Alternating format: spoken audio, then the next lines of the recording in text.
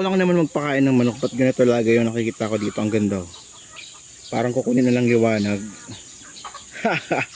Solid ang ganda talaga dito lagi pag umaga eh. Tapos nagkakape ka.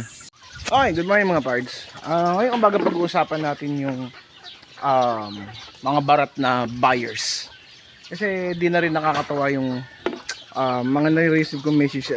Every time na nagpo-post ako ng mga manok na ating binibenta, and even yung mga kapwa natin breeders, na meron tayo isang kaibigan na taga-diet na puro na lang parang alam niyo yun, lagi na lang daw siyang binabarat ng ating mga buyers. Napakamura na nga ng benta niya, 100 pesos na lang per head doon sa day old chick niya. Binabarat pa rin siya. So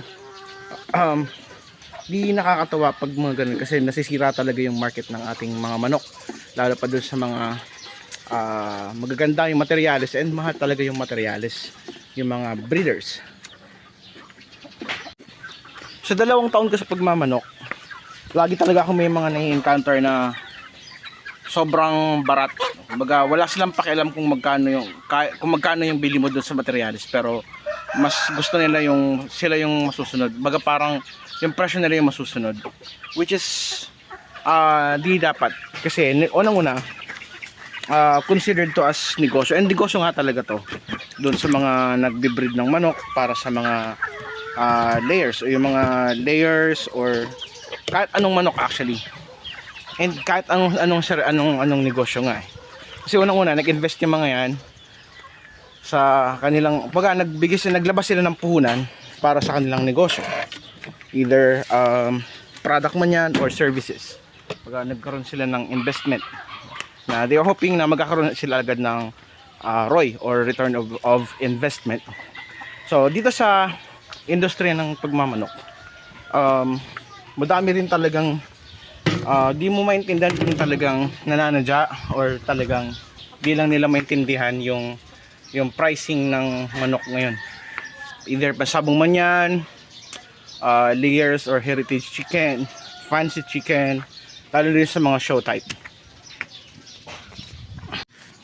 Para doon sa mga buyers na mga future buyers natin, and doon sa mga bumibili ng manok or magsisimula pa lang sa ganitong larangan ng negosyo, unang-unang yung titingnan yung nilabas nilang unang-unang yung titingnan yung nilabas na puhunan ng may-ari ng negosyo. Yung bili nila sa materyales, kung maganda ba to, kung saan galing farm, or either import man yan or island born. At pangalawa, dapat iniisipin natin ng mga buyers is yung patuka, kasi napakamahal na po talaga ng feeds ngayon. Pinakamura na lang siguro ngayon is yung GMP4, hindi ako sponsor, pero siya na yung pinakamura na quality. So pamahal yung feeds, di naman po tayo pwede mag-adjust ng presyo, dahil yun nga, yung patuka natin pamahal na mapamahal. Nandiyan yung pang-kondisyon, pang-maintenance, syempre papakain tayo ng crack corn, kung ano pang mga pinapakain natin sa manok. Yun po ay ang dapat nating intindihin as buyer. Pangatlo sa dapat intindihin natin mga buyer is yung maintenance ng ating mga breeder, tulad ng antibiotic, vitamins, and etc. So tulad nito, nakaschedule tayo magpainom ng vitamins ngayon. So pakita ko lang mga parts, ito yung mga nakuha nating product galing sa Battlecock. Sponsored to during the event doon sa Naga, yung Farmers Week, kasi naimbitahan tayo doon para mag-display ng ating mga manok. So may mga nakuha tayong product na libre. So Super QR, Vitamin Pro 357, tapos yung Raptor pang purga. So yan.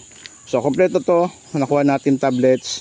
Maraming salamat sa Battlecock sa pagbibigay ng ganitong giveaways sa mga breeders para painumin nito mga tablets ng Vitamin Pro 357. Ito yung maintenance ko sa kanila. Kaya ayun, muling nagpapasalamat ako sa Battlecock dahil sa mga produktong tong nabigay niyo sa amin, giveaways nung nakarang events.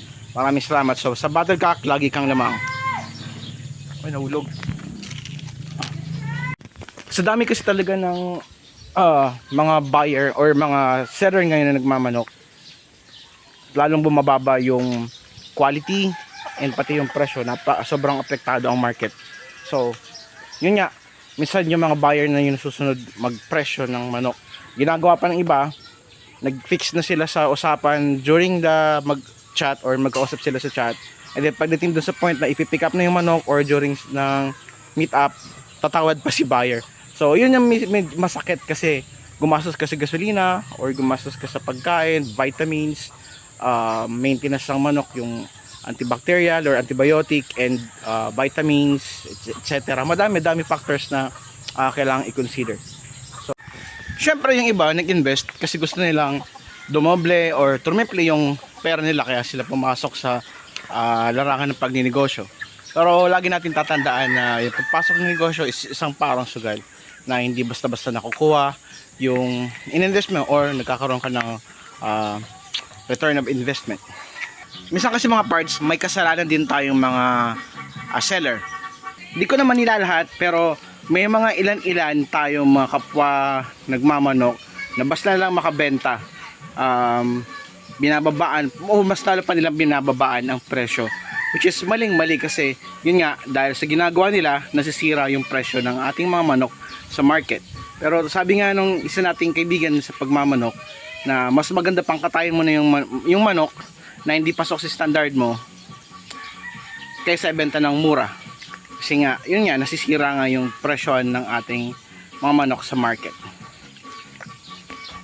So as much as possible, dapat pare-pare tayo ng presyo ng manok na kung ano man yung, kung ano man yung binebenta nating linyada ng manok. Kasi katulad kay kunyari kay Mr. A, same kayo ng linyada ni Mr. B, pero magkaiba sila ng presyo.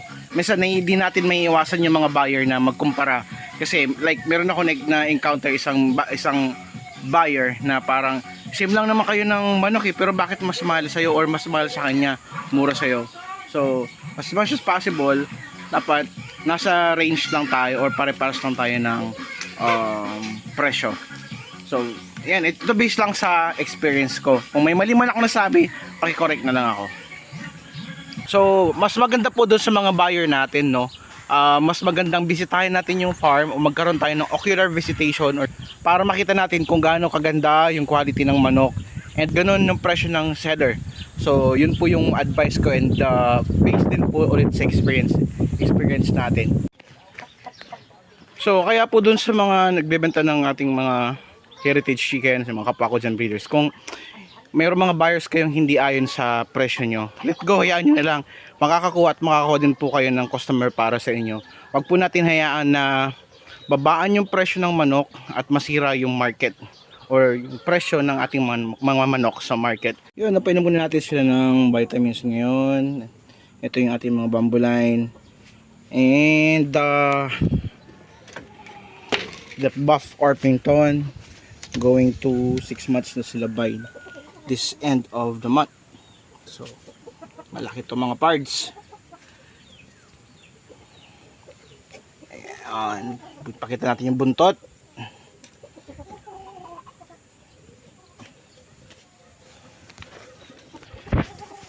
Actually yung pagninegosyo ng manok, hindi siya kailangan madaliin.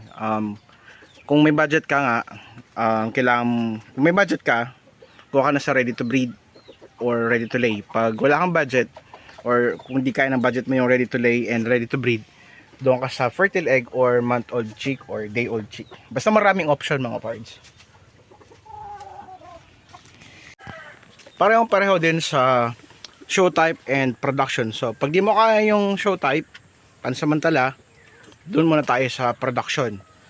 Ngayon, pag nakaipon na tayo ng pambili ng show type or mga exhibition type, saka tayo mag-upgrade. So ganun lang o lagi natin tatandaan na lagi tayong may option sa pagninegosyo. Pag di kaya ng budget, proceed to plan B. Mas maganda lagi yung may plan B.